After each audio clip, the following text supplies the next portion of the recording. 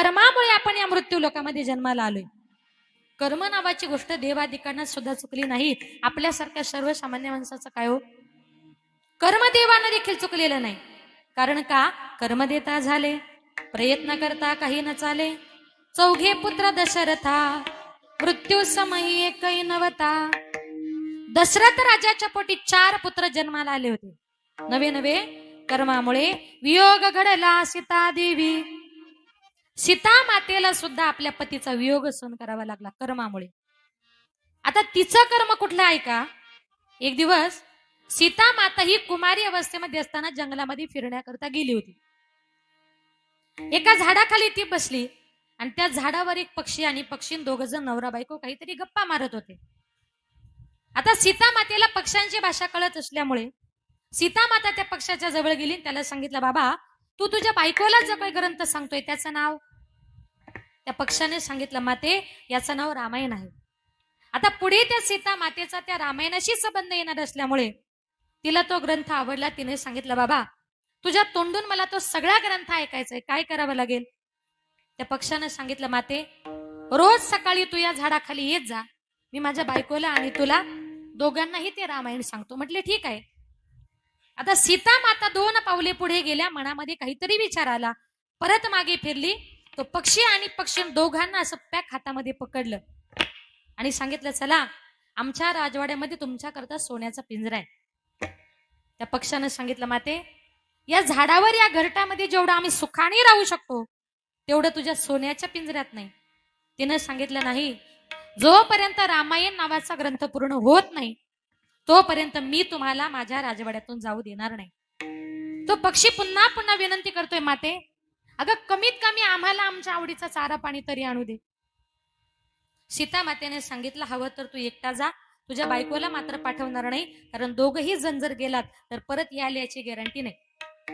तो पक्षी जसा त्या घरट्यातून उडाला आणि त्याने विचार केला की अरे हिच्या घरट्यामध्ये डांबून मरण्यापेक्षा, पिंजऱ्यामध्ये डांबून मरण्यापेक्षा बायको विना जीवन जगलेलं बरं. तो गेला, तो आलाच नाही. त्या पक्षिणीच्याही मनामध्ये विचार आला, ज्या अर्थी माझा नवरा पिंजऱ्यातून बाहेर निघण्याकरता एवढी धडपड करत होता त्या अर्थी तो परत येईलच याची गॅरंटी नाही. म्हणून तिनेही ठरवलं, जोपर्यंत माझा नवरा परत येत नाही तोपर्यंत मी अन्न पाण्याला स्पर्श करणार नाही.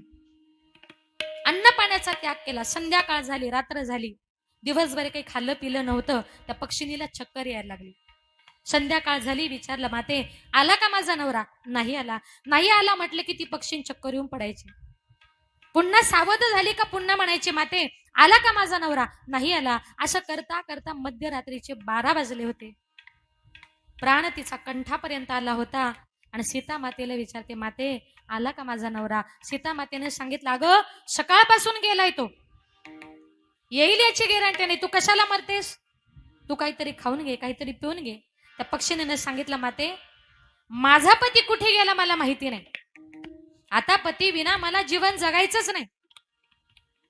माझा पती गेला ना त्याच्या पाठीमागे मी सुद्धा माझा प्राणाचा त्याग करणार आहे. पण माते मी तुला एकच मरता मरता सांगेल, जसं तू माझ्यामध्ये माझ्या नवऱ्यामध्ये फूट पाडलीस, माझ्या पतीचा वियोग मला सहन करायला लावलास ना, तसं माते तुझं लग्न झाल्यानंतर तुझ्यामध्ये तुझ्या नवऱ्यामध्ये फूट पडेल आणि तुला देखील तुझ्या पतीचा वियोग सहन करावा लागेल. असा शाप त्या पक्षिणीनं दिला आणि सीता मातेच्या समोर तिनं आपला प्राण सोडला.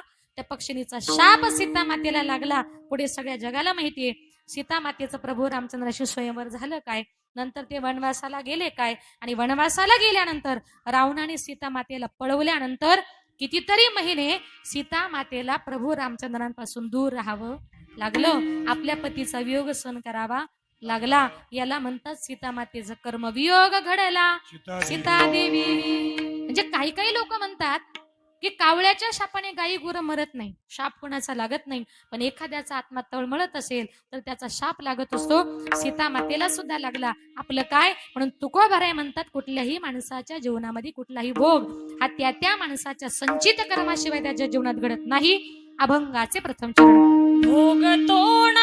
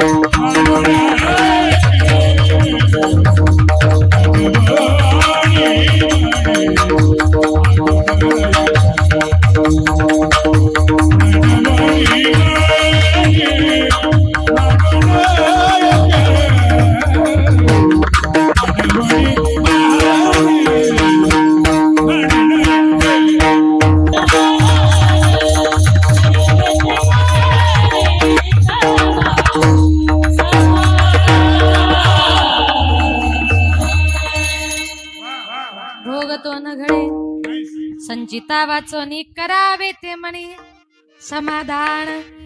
तुकोबाराय म्हणतात कुठल्याही माणसाच्या जीवनामध्ये कुठलाही भोग हा त्या माणसाच्या संचित कर्माशिवाय घडत नाही. म्हणून आपलं कर्म चांगलं पाहिजे.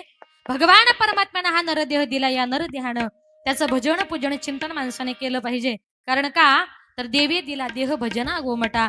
मग या देहाने त्याचं भजन पूजन करा. मुख दिलंय त्याचं नामचिंतन करण्याकरता. काही काही लोक विनाकारण वायफळ बडबड करतात. पण तुकोबाराय म्हणतात विनाकारण वायफळ बडबड करू नका. विनाकारण आपण बडबड केल्यामुळे एक दिवस आपल्याला दुःख सहन करावं लागतं. एक सुंदर उदाहरण सांगते बघा. एका गावामध्ये एक सासरा एक जावई आणि एक मुलगी तिघे जण रस्त्याने चालले होते. लक्ष नाही तुमचं इकडे लक्ष द्या. बाबांना कधी बघितलं नाही का?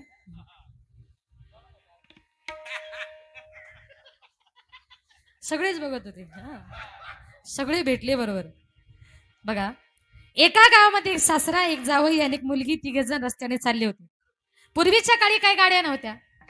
एखाद्या शेतकऱ्याच्या शेतामधून रस्ता काढत काढत लोक पूर्वीच्या काळी प्रवास करायचे. आता एका शेतकऱ्याच्या शेतामधून चाललेले असताना त्या शेतकऱ्याच्या शेतामध्ये ज्वारी फार जोमानं सुंदर आली होती. एक चालता चालता टाइमपास म्हणून तो सहज सासरा जावयाला म्हटला, जावई बापू अहो या शेतकऱ्याची ज्वारी एवढी चांगली आहे, शेती एवढी चांगली आहे, तुम्हाला काय वाटतं याच्या शेतामध्ये किती पोती ज्वारी होईल?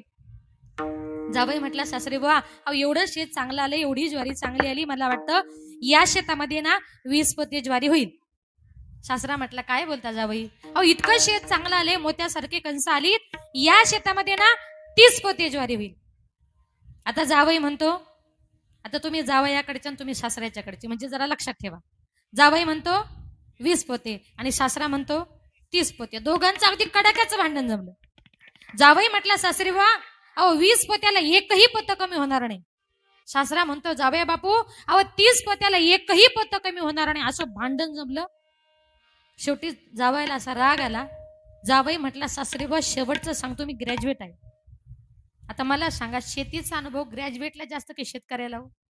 पण ग्रॅज्युएट ऐकायलाच तयार नाही. त्याने सांगितलं, सासरे बुवा मी ग्रॅज्युएट आहे, शेवटचं सांगतो या शेतामध्ये 20च पोती ज्वारी होईल. सासरा म्हटलं, मी अंगठेबाददार आहे, पण तुमच्यापेक्षा 10 पावसाळे मी जास्त खाल्लेत, काही जरी झालं ना म्हटलं या शेतामध्ये 30च पोती ज्वारी होईल. शेवटी त्या जावयाला असा राग आला. रागाच्या भरात त्यानं आपला सासरा एकदाच उचलला, जमिनीवर आपटून अगदी असाच आपटला, त्याच्या छातीवर बसला. त्याला सांगितलं, सासरे बुवा मी तुमच्या छातीवर बसलोय, अहो आता तरी सांगा या शेतामध्ये 20च पोती ज्वारी होईल. सासऱ्यानं सांगितलं, जावई बापू तुम्ही माझ्या छातीवर बसलात, माझा जीव गेला तरी चालेल, पण या शेतामध्ये ना 30च पोती ज्वारी होईल. छातीवर बसून सासरा ऐकत नाही. जावयाला असा राग आला. छातीवर बसल्या बसल्या दोन्ही दंडाला पकडलं. जावई असा ताकदवान होता आणि बसल्या बसल्या आपल्या सासऱ्या असा उचलायचा आपटायचा, उचलायचा, म्हणा 20 पोती होईल, म्हणा 20 पोती होईल. म्हटले म्हणणारच नाही. आता अक्षरशः त्या जावयानं त्या सासऱ्याला उचलून आपटून सगळे खडे पाठीला लागले. पाठीतून रक्त निघायला लागलं. मुलगी रडू लागली. एका बाजूला नवरा, एका बाजूला बाप भांडतोय, कोणाच्या बाजूने बोलावं. शेवटी ती मुलगी पळत पळत आपल्या बापाच्या जवळ गेली. म्हटली, बाबा अहो पाया पडते तुमच्या जावयानं तुमची पाठ आपटून घासून सगळी पाठ लाल झाली हो, पाठीतून रक्त निघायला लागला. अहो बाबा अहो जाऊ द्या की, म्हणा शेतामध्ये 20 पोती ज्वारी होईल. त्या मुलीचं नाव होतं वसू. तो बाप म्हटला, अगं वसू माझी पाठ किती बी घासू, पण 10 पोत्याची कळ कशी काय सोसू. शेत कोणाचं, भांडण कोणाची काही गरज आहे का? म्हणजे काही काही लोक विनाकारण वायफळ बडबड करतात. विनाकारण बडबड केल्यामुळे तुम्हाला मार खावा लागतो, तुम्हाला दुःख सहन करावं लागतं. तुकोबाराय म्हणतात, तुम्हाला बोलायचंय ना, बोले तैसा बोले, जेने बोले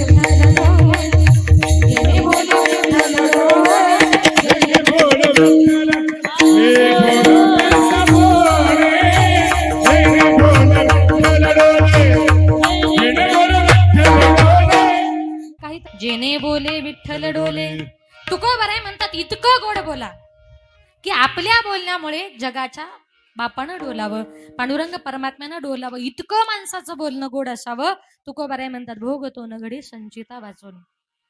संचित कर्म सांगते तुम्हाला बघा. उदाहरण लक्षपूर्वक ऐका. ओरिसा प्रांतातला एक साधू जगन्नाथपुरीची रथयात्रा करण्याकरता निघाला होता. ज्या साधूची, ज्या संताची आमच्या वारकरी संप्रदायाने नोंद घेतली ते संत होते सज्जन महाराज, सज्जन कसाया विकू लागे मास, ते सज्जन महाराज रस्त्यानं मुक्काम दर मुक्काम करत करत जगन्नाथपुरीकडे निघाले होते. संध्याकाळच्या वेळेला एका गावामध्ये मारुतीचं मंदिर दिसलं. महाराज त्या मंदिरामध्ये मुक्कामा करता थांबले. त्या मंदिराच्या बाहेरून संध्याकाळच्या वेळेला एक 20-25 वर्षाची तरुण तडफदार स्त्री त्या मंदिराच्या बाहेरून चालली होती. महाराजांचं सुद्धा वय तारुण्यात होतं, 20-25 वर्षाचं होतं. महाराजही दिसायला खूप सुंदर होते. त्या बाईनं जेव्हा त्या महाराजांना बघितलं, ती बाई त्या महाराजांच्या प्रेमामध्ये पडली. मंदिरात गेली, सांगितलं महाराज आपण कोण? त्यांनी सांगितलं या देहाला संत सज्जन महाराज असं म्हणतात. आला तर कुठून? ओरिसा प्रांतातून आलोय. चालला तर कुठे? जगन्नाथपुरीची रथयात्रा करण्याकरता निघालोय. म्हटले रात्रीचा मुक्काम तुमच्याच मंदिरात, भोजनाची व्यवस्था गावकरी जे देणार तेच खाणार, नाही कुणी दिलं तर तसाच पाणी पिऊन उपाशी झोपणार. त्या बाईने सांगितलं महाराज तुम्ही आमच्या गावचे अतिथी आहात, कुणीतरी तुम्हाला देणार मग तुम्ही खाणार, नाही कुणी दिलं तर तुम्ही उपाशी झोपणार. महाराज त्यापेक्षा तुम्ही माझ्या घरी चला. बोलता बोलता विषय होता होता गंमत अशी झाली की ती बाई कसाई समाजाची होती आणि महाराजही कसाई समाजाचे होते. आपल्या जातीची ओळख पटल्याबरोबर महाराजांनी सांगितलं, त्या बाईने सांगितलं महाराज तुमच्यासारखे साधू संत जर आमच्या घरी आले तर आमचं घर पवित्र होईल. साधू संत येते घरात तोशी दिवाळी दसरा. ती बाई खूप विनंती करत होती. महाराजांनी सांगितलं ठीक आहे बाई तुम्ही पुढे व्हा, मी संध्याकाळी भोजनाला येतो. संध्याकाळी सज्जन महाराज त्या बाईच्या घरी भोजना करता गेले. त्या बाईचा नवरा सज्जन महाराज भोजन करायला बसले. भोजन झालं, हात धुण्याकरता महाराज बाहेर गेले. तेवढ्यात धो धो धो धो पाऊस पडायला सुरुवात झाली. आकाशामध्ये विजा चमकू लागल्या, ढगांचा गडगडाट सुरू झाला. मोठं वादळ उठलं. मोठं वादळ उठल्यानंतर महाराजांनी सांगितलं बाई भोजन खूप सुंदर झालं, आता मी येतो. त्या बाईने सांगितलं महाराज आता भोजन तर झालंय, एक रात्र मुक्कामाचा प्रश्न आहे. आजच्या रात्र माझ्या घरी मुक्काम करा. महाराज तुमच्याकरता सेपरेट एक रूम आहे, पहाटे तुम्हाला हवं तेव्हा उठून जा, मी अजिबात तुम्हाला अडवणार नाही. आता असं म्हटल्यानंतर इतका पाऊस पडत होता की सज्जन महाराजांचा नाविलाज झाला होता. सज्जन महाराज त्या बाईच्या घरी, इकडे लक्ष द्या हो महिला मंडळ, इकडे इकडे महाराज इकडे आहेत, तिकडे पण महाराज आलेत. हो विठ्ठल विठ्ठल विठ्ठल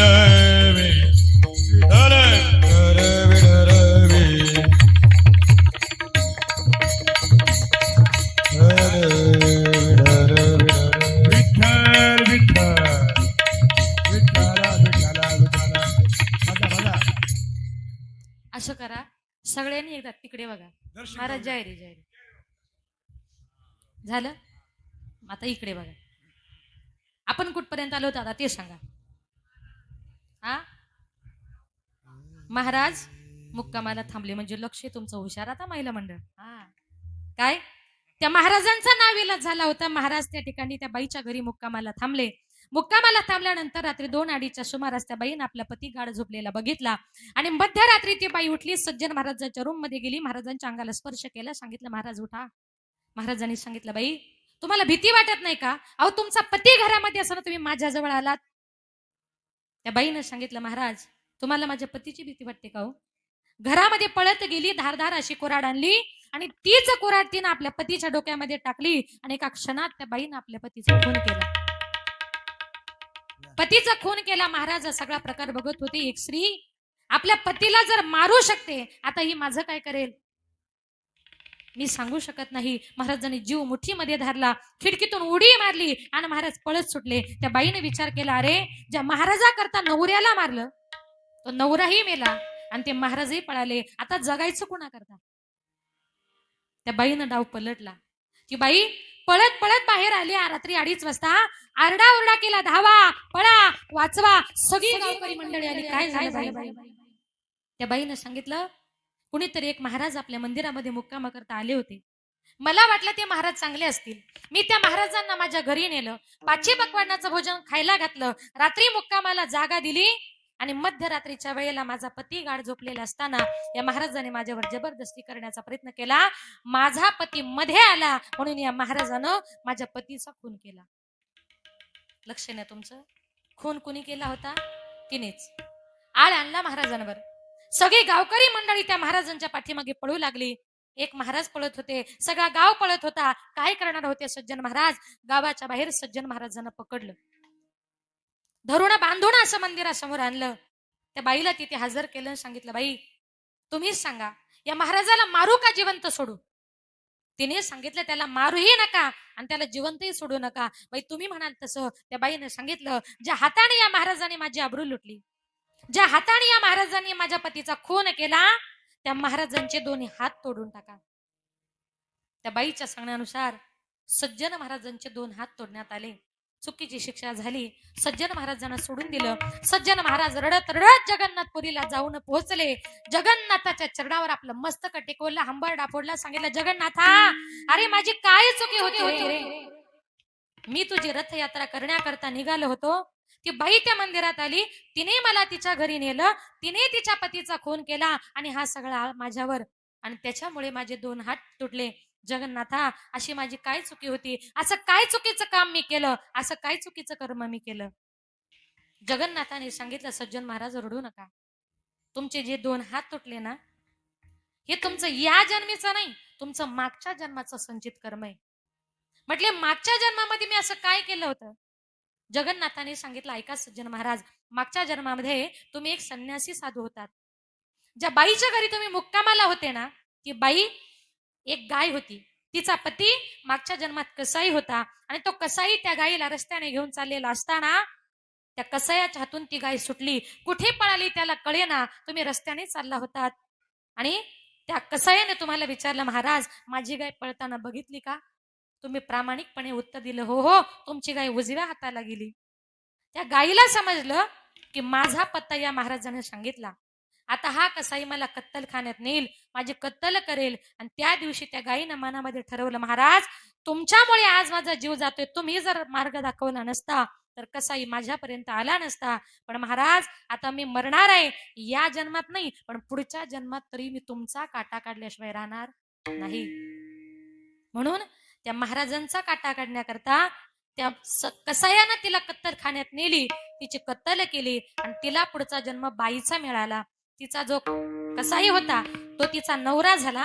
मागच्या जन्मामध्ये त्याने तिला कत्तलखान्यात कापल्यामुळे या जन्मात तिने त्याला घरातच कापला. ज्याचं कर्म त्याला. आणि दोघांमध्ये माझी चुकी काय? म्हटले, दोघांमध्ये तुमची चुकी एकच आहे का त्या दिवशी कदाचित तुम्ही एका हाताने गाय दाखवली नसती. हिंदू धर्मामध्ये गोमातेला पवित्र मानतात. गोहत्येचं पातक तुमच्या माथ्यावर लागलं म्हणून मागच्या जन्मामध्ये एका हाताची शिक्षा त्या गायीमुळे आणि त्या बाईमुळे तुमचे 2ही हात तुटले गेले. म्हणून भोगतो न घडे संचिता, भोगतो न घडे संचिता,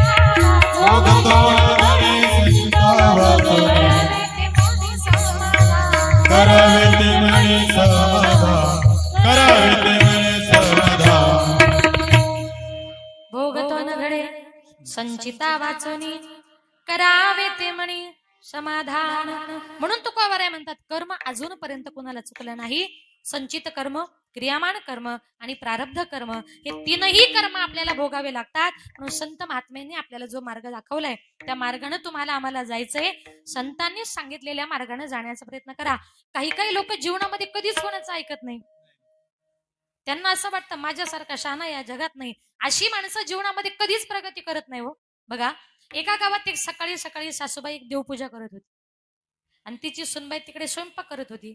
आता सासूबाईची देवपूजा करून झाली. देवपूजा करून झाल्यानंतर देव्हाऱ्यामध्ये वाजवतात, त्याला काय म्हणतात? घंटी. त्यांचा देव्हारा मोठा असल्यामुळे त्यांच्या देव्हाऱ्यात घंटी नव्हती तर चांगला मोठा घंटाच होता.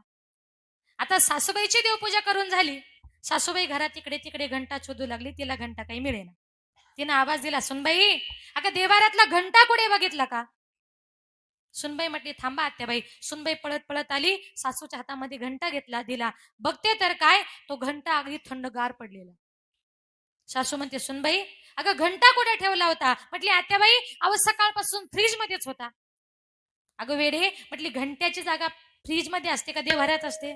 ते म्हटले, ग बस आत्याबाई, तुम्हाला काही कळत नाही आणि मध्ये मध्ये बोलल्याशिवाय राहत नाही. बिचारी सासू गप्प झाली आणि सुनबाई जवळ गेली. म्हटली, कसे ना सासूबाई, अहो मी सकाळी सकाळी उठले, मला एक नवीन भाजी करायची होती. त्या भाजीची रेसिपी मी युट्यूबला बघत होते आणि त्या भाजी करणाऱ्या माणसाने असं सांगितलंय, कांदा लसूणची पेस्ट करा आणि 1 घंटा फ्रीज मध्ये ठेवा. म्हणून कांदा लसणाच्या बरोबर घंटा सुद्धा. आता तिला काही त्या घंट्याला फोडणी द्यायची होती, पण तिला माहिती नव्हतं हिंदीतून तासाला घंटा म्हणतात ते. म्हणजे काही काही लोकांना काही कळत नाही हो. बघा, एका गावात एक सुनबाई आपल्या सासूला सारखी घरात घ्यायची, बाहेर काढायची, घरात घ्यायची, बाहेर काढायची, सारखी उचलायची, बाहेर ठेवायची. 1 दिवस झाला, 2 दिवस झाले, 3 दिवस झाले. शेजारी एक मातृभक्त राहत होता. त्याला असा राग आला. 3ऱ्या दिवशी तो त्या बाईच्या घरी गेला आणि म्हटला, बाई तुम्ही तुमच्या सासूला किती त्रास देता? 3 दिवसापासून मी तुमची गंमत बघतोय. तुम्ही सकाळी उठल्या का सासूला घरात घेता, बाहेर काढता, घरात घेता, बाहेर काढता, किती त्रास देता? ती म्हटली, दादा तुमचा काहीतरी गैरसमज झाला. मी अजिबात माझ्या सासूला त्रास वगैरे देत नाही. म्हटले, करता काय? म्हटले, दादा मी सकाळी उठले ना का मी सासूचा व्यायाम करते, व्यायाम. तो म्हटला, असं घराच्या आत बाहेर काढून कोणी व्यायाम करतं का? ती म्हटली, दादा तुम्हाला खरं प्रामाणिकपणे सांगते, म्हटली मी रामदेव बाबांची कट्टर शिष्य आहे. मी सकाळी उठले का टीव्हीला पहिले रामदेव बाबांचे योगासन लावते आणि त्याच्यात रामदेव बाबांनी असं सांगितलंय, सासको अंदर ले लो, सासको बाहेर छोडो, सासको अंदर ले लो, सासको. आता रामदेव बाबा काय म्हणतात, सासूला आत घालून बाहेर काढा. म्हणजे तुम्ही त्याचा गैरअर्थ करत असेल तर त्याला बाबा काय करतील? म्हणून जीवनामध्ये संतांनी जो आपल्याला मार्ग सांगितलाय त्या मार्गाने आपल्याला जायचंय. म्हणून तुकोबाराय म्हणतात, जीवनामध्ये कितीही जरी दुःख आपल्या वाट्याला आलं तरी त्याचा खेद मनामध्ये बाळगायचा नाही. अभंगाचे 2रे चरण. मनमणी माणी म्हणून खेद खेद मनमणी माणी म्हणून खेद खेद मनमणी माणी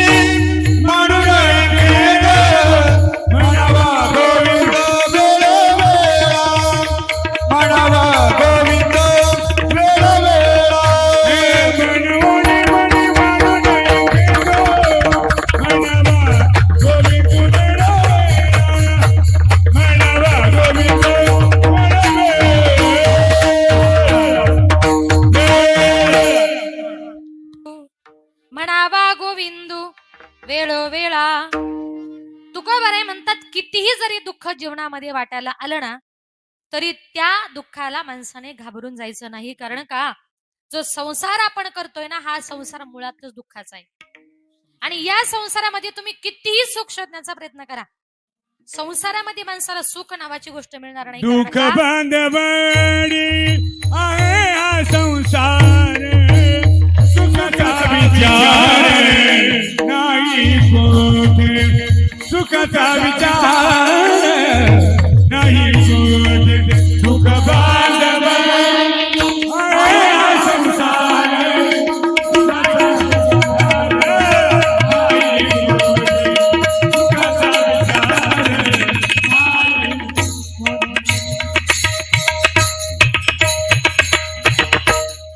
चा विचार नाही कोठे.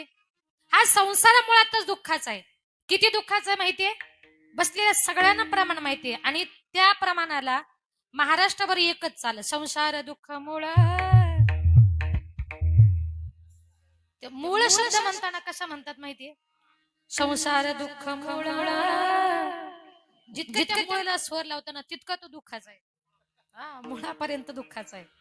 अशा या दुःखरूपी संसारात आपला जन्म झालाय हो. पण किती दुःखाचा आहे बघा. संसारामध्ये सुख आहे पण किती आहे. सुख पाहता जवा पाडे आणि दुःख पर्वताय वडे. सुख अगदी जवासारखा लहान आहे पण दुःख पर्वत एवढं मोठे. किती दुःख आहे बघा या संसारामध्ये. एक मनुष्य जंगलामध्ये फिरण्याकरता गेला होता. घनदाट जंगलामध्ये गेला आणि त्या ठिकाणी त्याला एक वाघ दिसला. त्या वाघाची त्या माणसाची नजरानजर झाली. आपला जीव वाचवण्याकरता तो मनुष्य असा 120च्या स्पीडला पळत सुटला. पाठीमागे बघायचा, पुढे पळायचा. वाघ जवळ येत होता. जीव वाचवायचा आहे. आता करायचं काय? पळता पळता त्याला रस्त्यामध्ये एक विहीर दिसली. त्याने विचार केला कदाचित या विहिरीमध्ये उडी मारली तर माझा जीव वाचू शकतो. म्हणून त्या माणसाने काय केलं, असं विहिरीमध्ये पाणी किती आहे म्हटलं म्हणून थोडस असं डोकावून बघितलं तर त्या विहिरीमध्ये असा फणा काढलेला मोठा साप होता. त्याने विचार केला मी याच्यामध्ये उडी मारली आणि या सर्पाने मला दंश केला, मी विहिरीतच मरेल. जीव तर वाचवायचा आहे. पाठीमागे बघितला वाघ जवळ आला होता. जीव वाचवायचंय, करायचं काय? त्या विहिरीच्या दिशेने झाडाची एक फांदी गेली होती. त्यानं अशी पटकन आता म्हटला मेलो तर मेलो, जगलो तर जगलो. पटकन त्यानं उडी मारली, ती फांदी हातामध्ये पकडली आणि बरं झालं म्हटलं वाचलो. इतकं बरं वाटलं त्याला. त्यानं 2 हाताने जी फांदी पकडली होती ना, गंमत अशी त्या दोन्ही हाताच्या मध्ये होता आग्या मोहळ. आता याने फांदी पकडल्याबरोबर त्या मोहळाच्या सगळ्या माशा उठल्या आणि याच्या सगळ्या अंगावर बसल्या. आता मला सांगा आग्या मोहळाच्या माशा त्याच्या अंगावर बसल्यानंतर त्याला किती गुदगुल्या होत असतील. किती दुःख त्याच्या जीवनामध्ये होतं. पाठीमागे लागला होता वाघोबा, खाली होता नागोबा. आग्या मोहळाच्या माशा सगळ्या अंगाला चावा घेत होत्या. करायचं तरी काय म्हटलं. असं थोडस वरती बघितलं आणि वरती बघितल्याबरोबर त्या मधमाशाच्या पोळ्यामधलं एक थेंब मध त्याच्या ओठावर पडलं. असं चटकन जिभेनं चाटलं आणि म्हटलं वा मध किती गोड लागतंय. आता मला सांगा त्याला खरंच मध गोड लागलं असेल का? नाही. हे त्याचं नाही, हे इथं बसलेल्या तुमचं माझं प्रत्येकाचं हे आपलं उदाहरण आहे. आपली ही अवस्था तशीच झाली. संसारामध्ये सगळ्या बाजूने दुःख आहे पण त्याच्या ओठावर जो एक थेंब मधाचा पडला ना, तेवढं सुख या संसारामध्ये आहे, त्याच्यापेक्षा जास्त नाही. म्हणून संत महात्मे म्हणतात आमच्या संतांनी काय केलं, सोडीला संसार, संसार सोडला आणि रात्रंदिवस भगवान परमात्म्याचं चिंतन केलं. संत महात्मे म्हणतात आम्ही तुम्हाला देवाचं चिंतन करा, संताची संगत करा. एवढी घाई कशा करता करतोय माहितीये?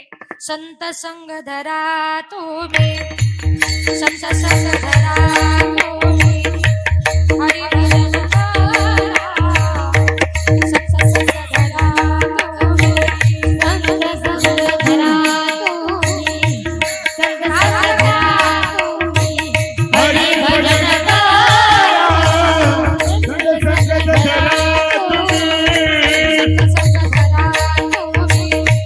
संत संग धरा तुम्ही, हरी भजन करा, हरी भजन करा,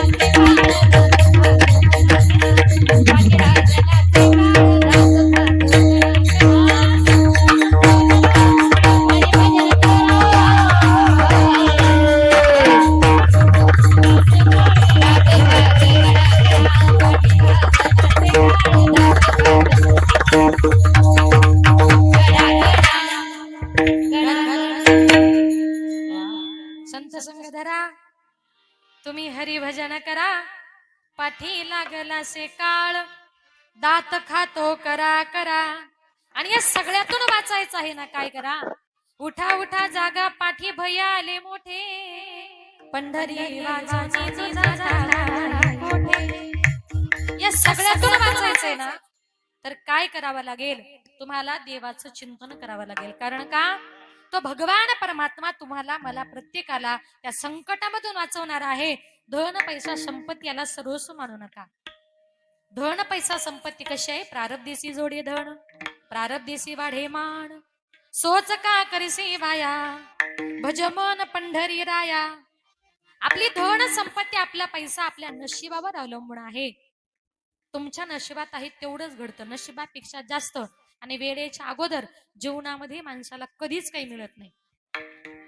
काही काही लोक म्हणतात ताई लाखोनी रुपये घरामध्ये येतात हो, पण आमच्या हातात पैसा राहत नाही. अरे पैशाला हजार मार्ग आहेत. झाडाची सावली कधी एका जागी स्थिर राहते का? या धनाचा न धरी विश्वास, जैसी तरुवर छाया. झाडाची सावली जशी एका जागी स्थिर राहत नाही, तशी धन संपत्ती पैसा सुद्धा एका जागी स्थिर राहत नाही. पैसा हा त्याच्या मार्गाला जातो. आता पैसा हा त्याच्या मार्गाला कसा जातो बघा, एक तुम्हाला सुंदर उदाहरण सांगते. एका गावामध्ये एका श्रीमंताचा तरुण मुलगा फिरण्याकरता निघाला होता. घरी बंगला, गाडी, ऐश्वर्य संपन्न, कोट्याधीश सगळं काही. आता फिरण्याकरता निघाला, 10-15 मित्र बरोबर घेतले. दुपारच्या वेळेला मित्र म्हटले, साहेब 1 वाजता फार भूक लागली हो, एखादं चांगला हॉटेल शोधा. आता होता श्रीमंताचा पण 1 नंबरचा कंजूस. त्यांनी विचार केला, 10-15 मित्रांना जेवण द्यायचं म्हणजे 9-10 हजार रुपये बिल येणार. बरं नाही म्हटलो तर मित्र परत बरोबर येणार आणि करावं काय, ठीक आहे म्हटलं, चांगलं हॉटेल शोधा. रस्त्यानं चालता चालता हॉटेल दिसलं, हॉटेल व्हेज नॉन व्हेज.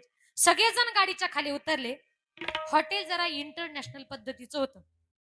आता हॉटेलची पद्धत अशी होती, व्हेज खायचं असेल तर व्हेजचं बटन दाबायचं, नॉनव्हेज खायचं असेल तर नॉनव्हेजचं बटन दाबायचं. पण एकदा का बटन दाबून आतमध्ये गेला का परत रिटर्न यायला परवानगी नाही. सगळेजण गाडीच्या खाली उतरले. यानं विचार केला, नॉनव्हेज घेतलं तरी बिल जास्त येईल, कमी पैशामध्ये म्हटलं सध्या व्हेजच जेवण करू. बटन दाबलं व्हेजचं, दार उघडलं, सगळेजण आतमध्ये गेले. पुन्हा लागलं, रिटर्न यायला परवानगी नाही. पुढे गेले, दुसऱ्या दारावर दुसरी पाटी लागली होती, त्याच्यावर असं लिहिलं होतं, मिष्टान्न की झुणका भाकर. आता मिष्टान्न म्हणजे पाची पक्वान्नाचं भोजन आणि झुणका भाकर म्हणजे आपल्या भाषेमध्ये पिठलं भाकर. त्यांनी विचार केला, मिष्टान्न घेतलं तर बिल जास्त येईल, कमी पैशामध्ये म्हटलं झुणका भाकरच खाऊ. आता बटन दाबलं, झुणका भाकरीचं दार उघडलं, सगळेजण आतमध्ये गेले. रिटर्न यायला परवानगी नाही. पुढे गेले, तिसऱ्या दारावर तिसरी पाटी लागली होती, त्याच्यावर असं लिहिलं होतं, उधार कविकत. आता ही फुकट खाणार कंजूस. त्याने विचार केला, म्हटलं सध्या उधार भेटतंय ना, नंतर पैसे द्यायचं बघू. म्हटला बटन दाबलं, उधारचं दार उघडलं, सगळेजण आतमध्ये गेले.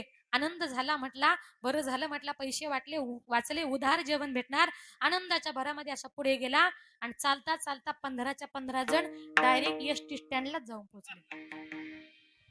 म्हटले अरे हॉटेल मालकाने फसवलं. म्हटले परत गाडीमध्ये बसले, निघाले, पुढे गेले. रस्त्यानं चालताना हॉटेल दिसलं, हॉटेल व्हेज नॉन व्हेज. त्या हॉटेलला एक बाहेर अशी मोठी पाटी लावली होती आणि त्याच्यावर असं लिहिलं होतं, या बसा, भरपूर जेवण करा, तुमचं बिल तुमचा नातू देईल.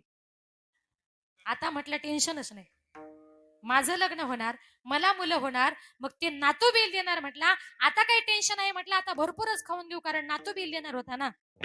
मस्तपैकी सगळ्यांनी मगाशी व्हेज सांगायचं, नॉन व्हेजची ऑर्डर दिली. सगळ्यांनी भरपूर खाल्लं पिल्लं, हात धुतला आणि बाहेर निघाला. हॉटेल मालक म्हटला का रे हात धुवून चाललास, 10,000 रुपये बिल कोण देणार? रागवला. म्हटलं हॉटेल मालक मूर्ख समजता का? म्हटले काय झालं? अहो बाहेर तर पाटी लावली, या बसा, भरपूर जेवण करा, तुमचं बिल तुमचा नातू देईल. हॉटेल मालकाने सांगितलं, साहेब चिडू नका, मी तुमच्याकडे आता जे काही 10,000 रुपये बिल मागितलं ते तुमच्या आत्ताच्या जेवणाचं नाही, गैरसमज करू नका, भांडू नका. म्हटले मग कधीच? म्हटले कसं आहे ना, एकदा तुमचे आजोबा असेच तुमच्यासारखे 10-15 मित्र घेऊन आले होते, त्यांचं हे म्हटले 10,000 रुपये बिल. म्हणजे तुम्ही किती ठरवलं इथे पैसा घालवायचा नाही, पण पैसा हा त्याच्या मार्गाला गेल्याशिवाय राहत नाही. कारण का, देह हे काळाचे, देह हे काळाचे,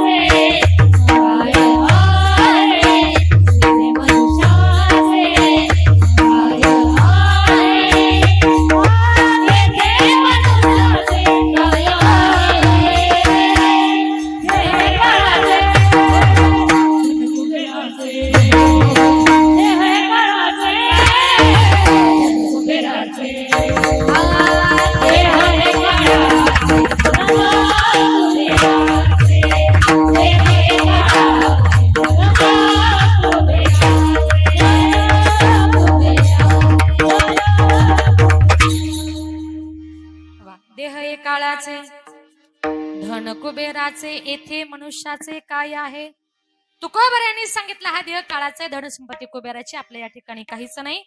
आणि म्हणून म्हणून या मनी मानू नये खेदू, म्हणावा गोविंदू वेळोवेळा. तुकोबरे म्हणतात शेवटी किती जरी संकट आलं ना, गोविंदाचं चिंतन करा. शेवटचं एक छान उदाहरण सांगते, लक्षपूर्वक ऐका. दुःखामध्ये संकटामध्ये जर आपण गोविंदाचं चिंतन केलं तर काय होतं. ज्या वेळेला माझी संत जनाबाई विठ्ठलाची भक्त नामदेवरायांची दासी जणी म्हणून नामदेवरायांच्या घरामध्ये, त्यांच्या घरामध्ये स्वयंपाक करणं, भांडी घासणं, कपडे धुणं, सगळी कामं करून झाली का रात्रीच्या वेळेला सकाळी उठल्याबरोबर 14 माणसांना ताजी ताजी भाकर मिळाली पाहिजे, याच्या करता माझी जनाबाई रात्रभर जात्यावर दळण दळायची. नुसती दळण दळत नव्हती, तर दळण दळताना सुंदर ओव्या म्हणायची. सुंदर माझे जाते ग फिरते बहुते ग, ओव्या गावो कौतुके तू रे बा विठ्ठला. सासू आणि सासरा दिरतो तिसरा, ओव्या गावो व्रतारा तू रे बा विठ्ठला. जीव शिव दोन्ही खुंटे ग प्रपंचाचे नेते ग, लावणी पाची बोटे घे तू रे बा विठ्ठला. प्रत्येक ओवी म्हणताना एक कडवं झालं का काय म्हणायची. ए रे बा विठ्ठला, ए रे बा विठ्ठला. विठ्ठलाला साकडं पडायचं. अरे माझी जणी रात्र दिवस काम करून दमते आणि रात्री एकटीच जात्यावर दळण दळते, आणि दळण दळता दळता मला हाक मारते, ए रे बा विठ्ठला. मलाही जणी करता गेलं पाहिजे. म्हणून महाद्वाराचं दार बंद झालं का देवानंही धावत पळत जावं, जनाबाईला जात्यावर दळण दळू लागावं. एक दिवस दळण खूप होतं. देवा जनाबाईला मदत करण्याकरता गेले. 2 जण छान दळण दळतायत, गप्पा मारतायत. दळण दळता दळता देवाला खूप घाम आला, म्हणून देवाने आपल्या गळ्यातले सगळे दागिने काढले आणि जनाबाईच्या मांडी खाली ठेवले. दळण दळू लागले, ओव्या म्हणू लागले. दळण दळता दळता पहाटेचे 4 वाजले. देवाला कळालंच नाही. तिकडे वारकरी मंडळी काकड्या करता मंदिरात आली आणि वारकऱ्यांनी आवाज दिला, उठा पांडुरंगा प्रभात समय पाटला.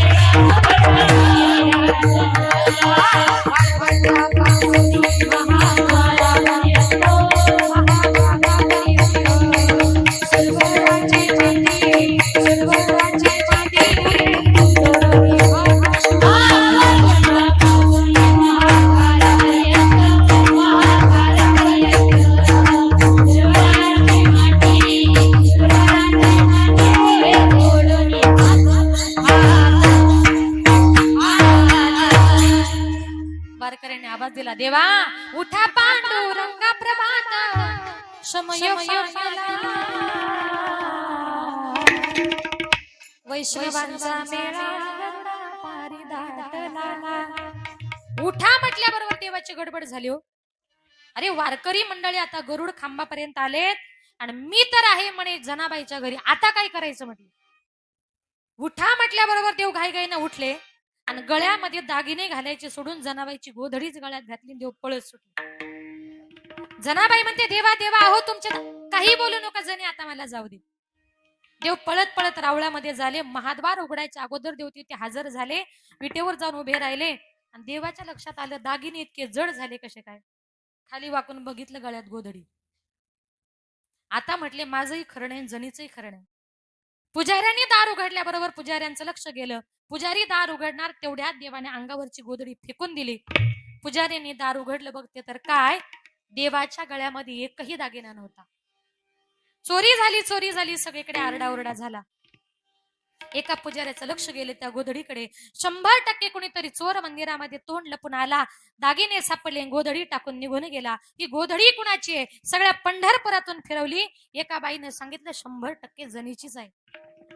जनाबाईच्या रूमची झडती घेतली तर जनाबाईच्या रूम मध्ये देवाचे सगळे दागिने सापडले. जनाबाईने विठ्ठलाची चोरी केली म्हणून तिथल्या राजानं फरमान सोडलं, हिला आत्ताच्या आत्ता सोळावर द्या. जनाबाई करता चंद्रभागेच्या वाळवंटामध्ये सूळ रोवण्यात आला. धरून बांधून जनाबाईला असं सुळाकडे चालवलं होतं. आणि जनाबाईच्या विरोधातल्या बायका म्हणायच्या, जणे लाज वाटत नाही ग तुला? दिवसभर विठ्ठल विठ्ठल म्हणते, तुझ्या गोऱ्या विठ्ठल विठ्ठल म्हणतात म्हणते, आणि रात्री त्या विठ्ठलाच्या चोऱ्या करते. जणे लाज कुठं सोडली ग? आता जनाबाईला विरोधक होते, आपलं काय हो? जनाबाईला सुद्धा होते. आता जनाबाई मनातल्या मनात म्हणते विठ्ठला, अरे या बायका काय काय बोलतात मला सहन होत नाही. पण देवा, तू स्वतःहून माझ्या घरी आलास, तुझे दागिने तू विसरून गेलास आणि माझी गोदडी तू घेऊन गेलास, याच्यामध्ये माझी चुकी काय रे विठ्ठला? जनाबाई मनातल्या मनात रडते, देवाला म्हणते, देवा असा का रे विठ्ठला तू केलास का?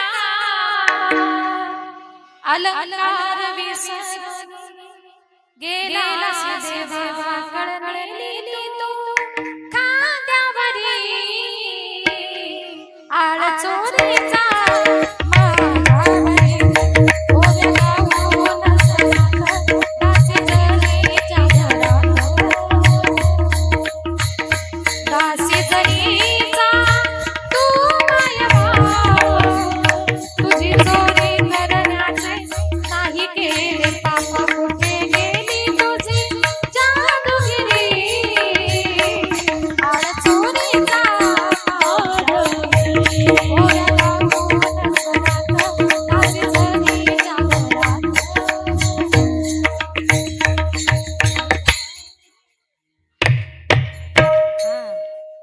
जनाबाई म्हणते, विठ्ठला याच्यामध्ये माझी चुकी काय रे? धरून बांधून जनाबाईला सोळापर्यंत नेलं, जनाबाईला सोळावर चढवलं. चमत्कार घडला, सोळाचे त्या झाले पाणी पाणी.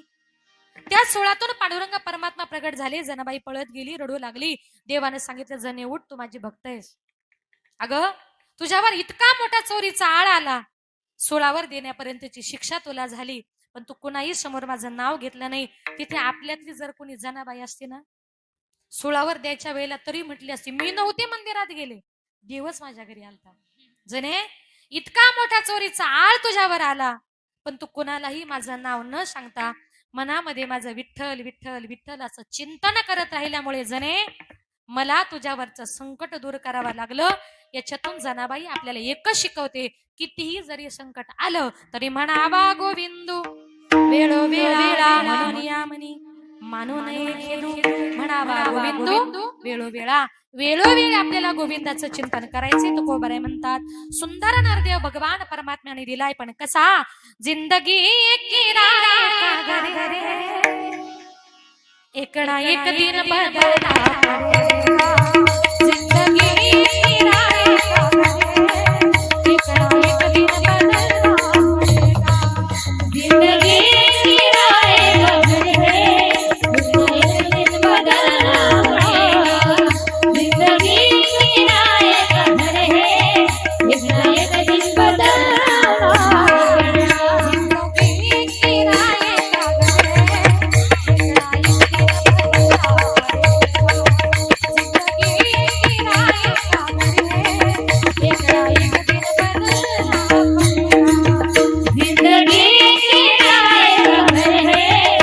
ना एक दिन बदलना,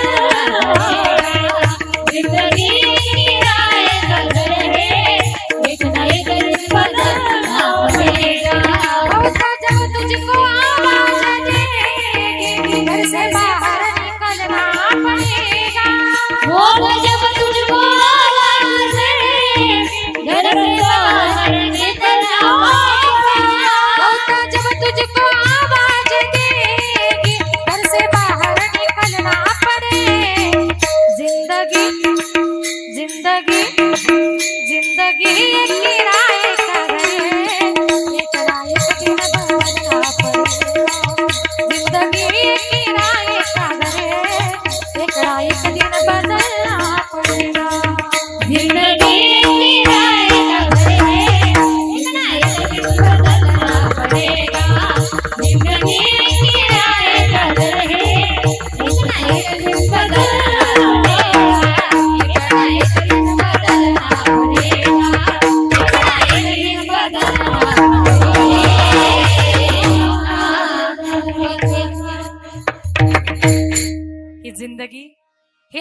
म्हणजे एक भाड्याचं घर आहे. या भाड्याच्या घरामध्ये आपण कुठपर्यंत राहू शकतो? जोपर्यंत त्या घर मालकाची परवानगी आहे तोपर्यंत. ज्या दिवशी घर मालकाने सांगितलं माझं घर खाली करा, त्या दिवशी आपल्याला ते खाली करावं लागतं. का? ते आपलं नाहीये, ते भाड्याचं आहे. मी त्या घराबद्दल बोलत नाही, मी देहरूपी घराबद्दल बोलते. हे देहरूपी घर सुद्धा आपलं नाहीये, ते वरच्या मालकाचं आहे. आणि ज्या दिवशी त्याची आज्ञा होते त्या दिवशी आपल्याला जावं लागतं. लोक शब्द लिहितात, याला देव आज्ञा झाली, आणि तो देवा घरी निघून गेला. का? हे घर आपलं नाहीये, हे देहरूपी घर हे देवाचं आहे, त्याने आपल्याला दिले. म्हणून तुकोबाराय म्हणतात, जीवन जगताना अजिबात कोणावर रुसायचं नाही. अभंगाचे तिसरे चरण. आणि करो सावे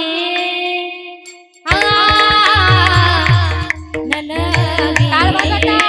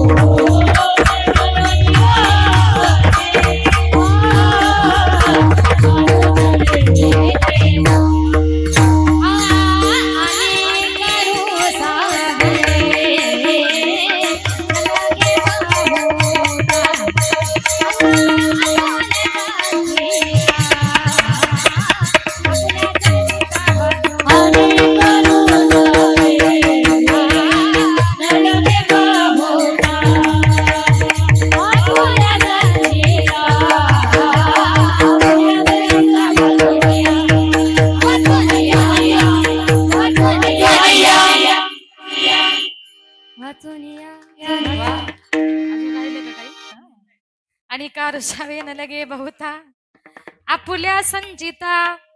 वाच शंकर महाराजांनी स्वर लावला शेवटचा. आपुल्या संचिता वाचून या. आता या ठिकाणी माझ्या अभंग धावत्या वेगाने अभंगाचा धावता भावार्थ आपल्या समोर मांडण्याचा प्रयत्न केला. 12:30 वाजलेत. जास्त वेळ घेणार नाही. शेवटचे 5 मिनिटं घेते. आई वडिलांविषयी बोलते. या विश्वामध्ये मायबापासारखं श्रेष्ठ दैवत नाही. जिवंतपणी माणसाला मायबापाची किंमत कळत नाही. एकदा का आपले मायबाप या जगातून या विश्वातून निघून गेले नंतर कितीही रडलं फायदा होणार नाही. आज या परिवारातून एक आई आपल्या मुलांना, आपल्या मुलींना, आपल्या नातवांना सोडून, आपल्या परिवाराला सोडून या जगातून या विश्वातून निघून गेली. जेव्हा आपले मायबाप या जगातून या विश्वातून निघून जातात ना, तेव्हा ते कुठे गेलेले असतात माहितीये? गेली दुरी दिगंतरा पुन्हा येणे नाही घरी. विजला हो नंदा दीप कशी जावो मी मंदिरी. लाडकी माझी आई वाट पहा ती कैवारी. भोळी रखुमाई गेली झाली उदास पंढरी. श्रद्धांजली देता थर थरे माझी काया. राहू दे रे माझी आई मोक्षपदी देवराया. कीर्तन संपलं, प्रवचन संपलं. आपण देवाला म्हणतो, देवा माझ्या आईला माझ्या बापाला मोक्षपदाला नाही, जिवंतपणी मायबापाची सेवा करा. एकदा का आपली आई आपल्याला सोडून गेली ना, शेजारच्या आईला, दुसऱ्याच्या आईला प्रेमाने तुम्ही कितीही आई जरी म्हटलात ना, दुसऱ्याची आई आपली आई कधी होऊ शकत नाही. एकदा का आपली आई या जगातून या विश्वातून निघून गेली ना, सोडून या गेली मायली कराना. सोडून या गेली मायली कराना. आई आई आई हाका मारू मी कुणाला. आई आई आई हाका मारू मी कुणाला. आई आमच्यासाठी कष्ट केले फार. सोडून या गेली आई सारा परिवार.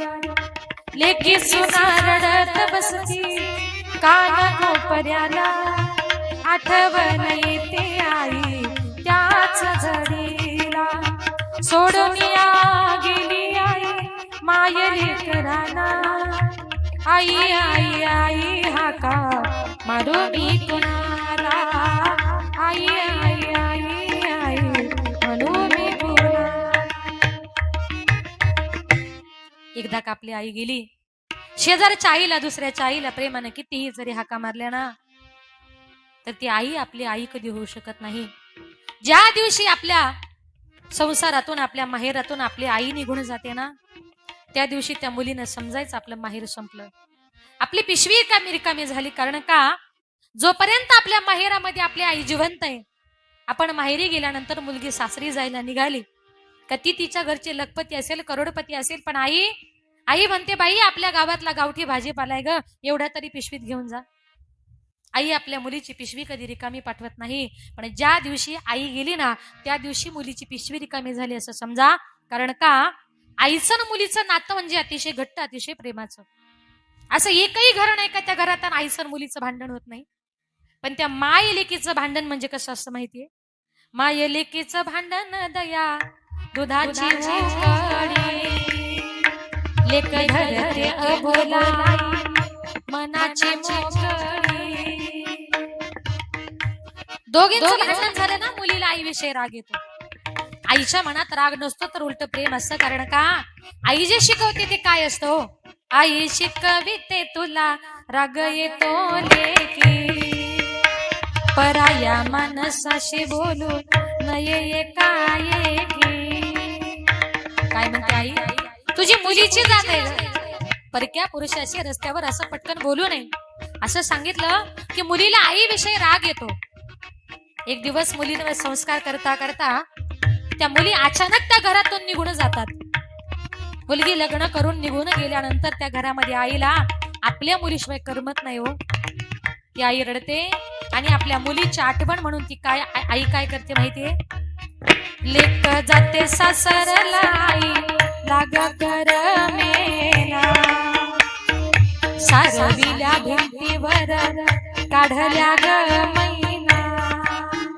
लेक जाते सासरला मागे मागे फिरू पाही, बोलती आई माझी लाडाची लेक जाई. लेक जाते सासरला माय लेकी पडे गळा, कस सोरड्या नदीला पाणी येत कळा कळा. म्हणजे मुलीची आठवण काढल्यानंतर किंवा आई बापाची आठवण आल्यानंतर आज इथं बसलेल्या माझ्या सगळ्या माता भगिनी, आई वडिलांविषयी इतकं मनामध्ये प्रेम असतं, आनंदाने आपण कीर्तन ऐकत असतो. पण ज्या वेळेला माय बापाची आठवण येते ना, कीर्तनकार माय बापाविषयी काहीतरी सांगतात ना, तेव्हा या नदीला खळकण कुठून पाणी येतं, पूर येतो तेच कळत नाही हो. त्याला म्हणतात मनामध्ये आई वडिलांविषयीच असणारं प्रेम. सगळ्या जगाला विसरा, माय बापाला विसरू नका. मुलगी लग्न करून नवऱ्याच्या घरी गेली, त्या आईला करमत नाही. प्रत्येक कामात आईला मुलगी दिसते हो. ती आई रडते आणि म्हणते माझ्या मुलीची मला फार आठवण येते हो. आता माझे हातपाय म्हातारे झालेत, मुलीपर्यंत मला जाता येत नाही, पण कमीत कमी माझ्या मुलीला मला भेटवायला बोलवावं. त्या आई रडते आणि काय म्हणते? माझ्या जीवाच्या लेकीला आज सांगवा पाठवा, माझ्या व्याकुळ जीवाला माझी मालन भेटवा. नाव लेकीच ग घेता जात फिरे गरा गरा, माझी डोळ पुसणारी लेक गुंतली संसारा. रोज येते सपनात काही बोलत ती नाही, भर चैताच्या उन्हात माझी सुखली गजाई. करू लेकीच नशीब झालं कपाळ उघड, घर धन्याच्या वाचून कोणी घेईन लुगड, कोणी घेईन लुगड, कोणी घेईन लुगड. अशा प्रकारे माय बापाचं आपल्या मुलांवर फार प्रेम असतं. सगळ्यांना विसरा. एक शेवटचे 2 मिनिटं घेते. जी माता आज आपल्यातून निघून गेली, आपल्या मुलांना पोरकं करून निघून गेली, त्या मातेच्या चेहऱ्यासारखा चेहरा आणि आपल्या आईच्या मूर्तीसारखी मूर्त या जगामध्ये भगवान परमात्म्याने परत कधीच घडवली नाही. आई तुझ्या मूर्ती वाणी या जगात मूर्ती नाही, आई तुझ्या मूर्ती वाणी या जगात मूर्ती नाही. अनमोल जन्म दिला गाई तुझे उपकार भेटणार नाही, अनमोल जन्म दिला गाई तुझे उपकार भेटणार नाही. बालपणी मी खेळत खेळत दिसत होत ताना, अमृताहुनी गोड पाजला तू पाना. बालपणी मी खेळत खेळत दिसत होत ताना, अमृताहुनी गोड पाजला तू पाना. तुझ्या या उपकाराची कधी जाणीव झाली नाही, अनमोल जन्म दिला गाई तुझे उपकार भेटणार नाही, अनमोल जन्म दिला गाई तुझे उपकार भेटणार नाही. शाळेतून घरी येताना कधी उशीर मजला होई, गल्लोगल्ली पाहत फिरशी मला तू गाई. शाळेतून घरी येताना कधी उशीर मजला होई, गल्लोगल्ली पाहत फिरशी मला तू गाई. तुझ्या या प्रेमाची कधी जाणीव झाली नाही, अनमोल जन्म दिला गाई तुझे उपकार भेटणार नाही, अनमोल जन्म दिला गाई तुझे उपकार भेटणार नाही. आई तुझ्या मूर्ती वाणी ओ, आई तुझ्या मूर्ती वाणी या जगात मूर्ती नाही, अनमोल जन्म दिला गाई तुझे उपकार भेटणार नाही, अनमोल जन्म दिला गाई तुझे उपकार भेटणार नाही, अनमोल जन्म दिला गाई तुझे उपकार भेटणार नाही. विठोबा रखुमाई, विठोबा रखुमाई,